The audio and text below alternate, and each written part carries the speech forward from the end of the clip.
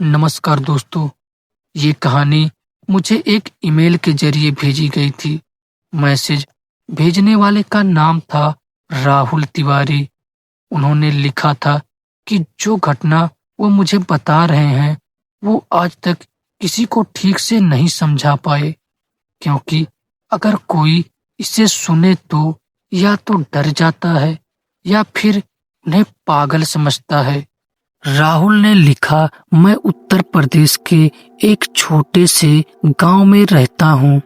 हमारे गांव से लगभग 2 किलोमीटर दूर एक पुराना शमशान घाट है।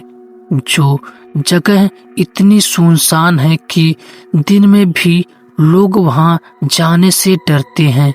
गांव के बुजुर्ग हमेशा एक ही बात कहते थे, सूरज ढलने के बाद उस शमशान के पास मत जाना, क्योंकि वहां चांडाल रहता है। बचपन में मुझे ये सब सिर्फ डरावने वाली कहानियां लगती थी, लेकिन एक रात मैंने अपनी आंखों से वो चीज देखी जिसने मेरी पूरी जिंदगी बदल दी।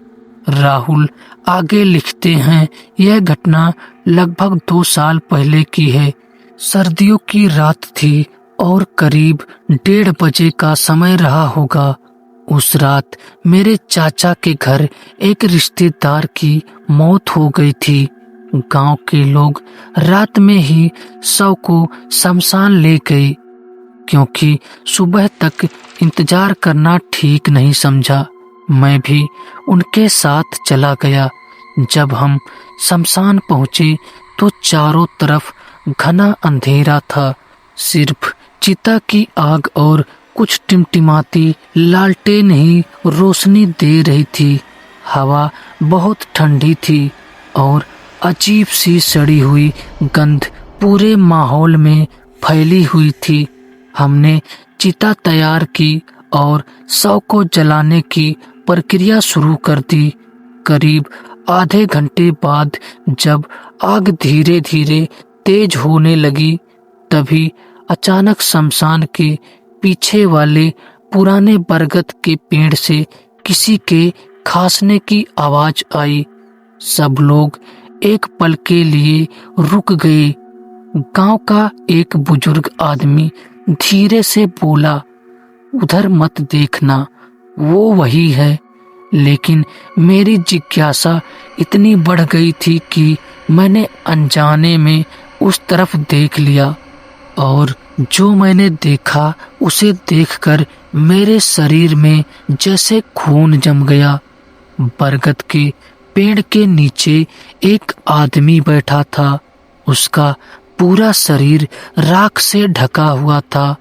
लंबे उलझे हुए बाल और आंखें ऐसी जैसे अंधेरे में भी चमक रही हो। वो चुपचाप चिता की तरफ देख रहा था। तभी उसने धीरे धीरे अपना सिर उठाया और सीधा मेरी तरफ देखने लगा।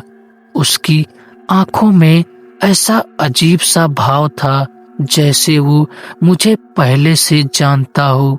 मैं डर के मारे तुरंत नजरें झुका ली, लेकिन तभी वो आदमी धीरे धीरे खड़ा हुआ और चिता की तरफ चलने लगा। गांव के सारे लोग एकदम शांत हो गए। किसी की हिम्मत नहीं हो रही थी कि कुछ बोलने की। वो चिता के बिल्कुल पास आकर खड़ा हो गया और फिर उसने अपने हाथ से राख उठाकर सीधे जलती हुई चिता पर फेंक दी। जैसे ही राख आग पर गिरी, अचानक चिता की आग एकदम भड़क उठी और उसी पल उस चांडाल ने बहुत धीमी लेकिन डरावनी आवाज में कहा, यह शरीर अब मेरा है। यह सुनकर मेरे चाचा जोर से चिल्लाए, सब लोग पीछे हटो। लेकिन तब तक बहुत देर हो चुकी थी, क्योंकि अगले ही पल चिता के अंदर से ऐसी आवाज आई जैसे कोई जलती हुई आग के बीच से उठने की कोशिश कर रहा हूँ और तभी जलती हुई चिता के अंदर कुछ हिलने लगा। वहां खड़े हर इंसान की सांसें रुक गई। आग तेजी से जल रही थी, लेकिन उस आग के बीच से साफ दिखाई दे रहा था कि शव हल्का हल्का हिल रहा है।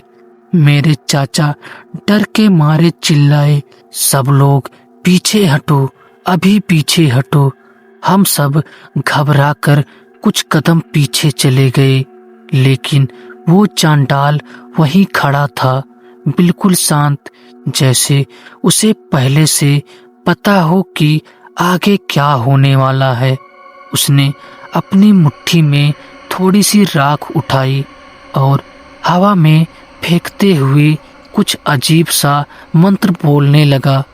उसकी आवाज बहुत धीमी थी, लेकिन शमशान के सन्नाटे में वो हर शब्द साफ सुनाई दे रहा था। अचानक चिता के अंदर से एक जोरदार आवाज आई।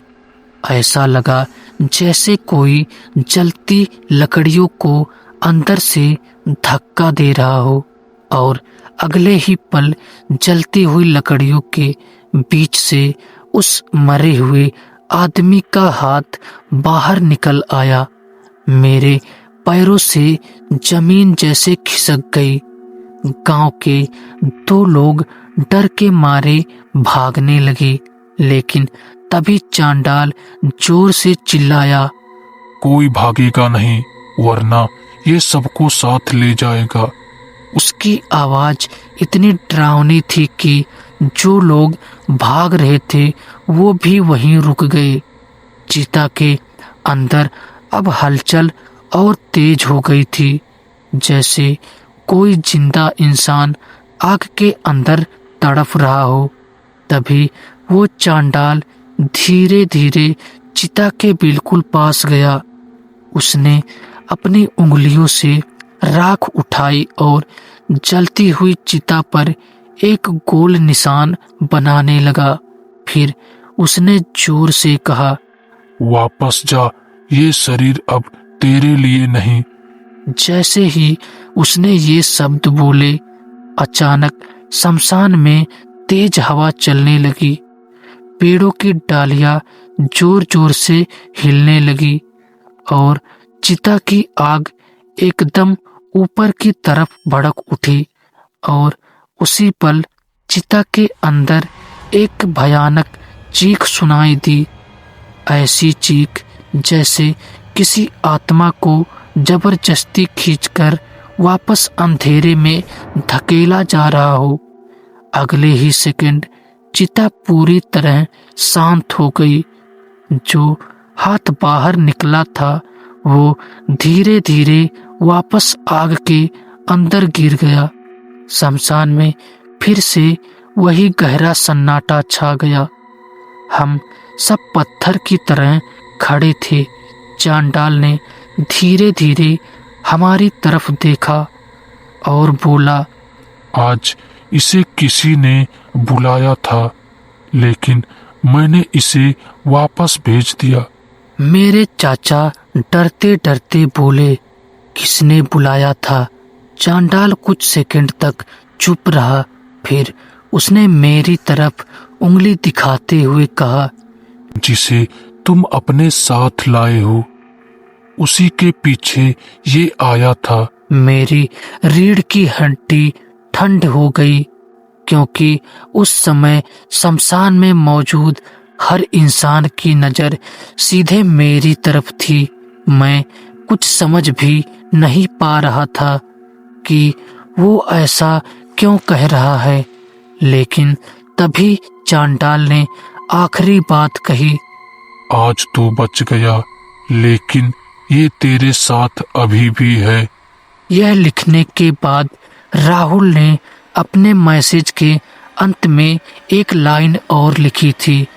उस रात के बाद मुझे कई बार रात में ऐसा लगता है कि कोई मेरे कमरे के दरवाजे के बाहर खड़ा है, और कभी-कभी धीरे से दरवाजे पर 3 बार दस्तक देता है। तो दोस्तों, ये रहा आज का कहानी। दोस्तों, ये कहानी आपको कैसी लगी कमेंट करके जरूर बताइएगा। और अगर ये कहानी आपको अच्छी लगी तो हमारे वीडियो को लाइक और हमारे चैनल को सब्सक्राइब जरूर कर लीजिएगा। तो दोस्तों, मिलेंगे कल किसी और खौफनाक हॉरर स्टोरी के साथ। तब तक के लिए शुभ रात्रि दोस्तों।